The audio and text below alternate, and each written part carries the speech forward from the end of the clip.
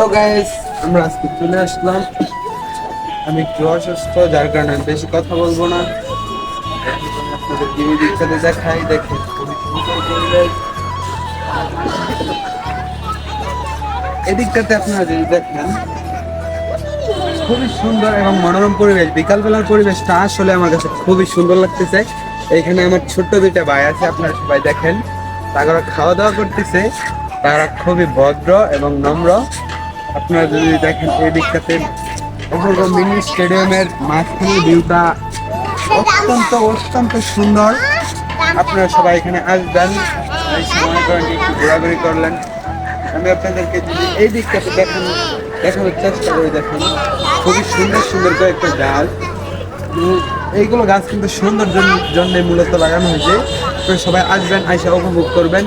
সবাই ভালো থাকেন। আমি আপাতত ওই দিকটা থেকে আপনাদের সাথে আবার দেখা করতেছি। সবাই ভালো থাকেন। তো গাইস, আপনারা সবাই দেখতে পাচ্ছেন খুবই সুন্দর পরিবেশ। এই দিকটাতে গাছগুলা আসলে অনেক বেশি সুন্দর। আপনারা যদি দেখেন এদিকটার ভিউটা, আমি আপনাদেরকে একটু এদিকে দেখানোর চেষ্টা করবো। আপনারা সবাই আমাদের সাথে থাকেন। এখন মিনি স্টেডিয়ামের কাজ কিন্তু পুরোপুরি সম্পূর্ণ হয় নাই, যার কারণে মনে করেন কি তেমন একটা সৌন্দর্য এখন ফুটে ওঠে নাই। তো আমি আপনাদেরকে এই দিকটা দেখানোর চেষ্টা করতেছি। এই দিক দিয়ে মেন রোড দেখা যায় দেখতে, ওইদিকে বিশাল বড় আকৃতির একটা গাছ আছে।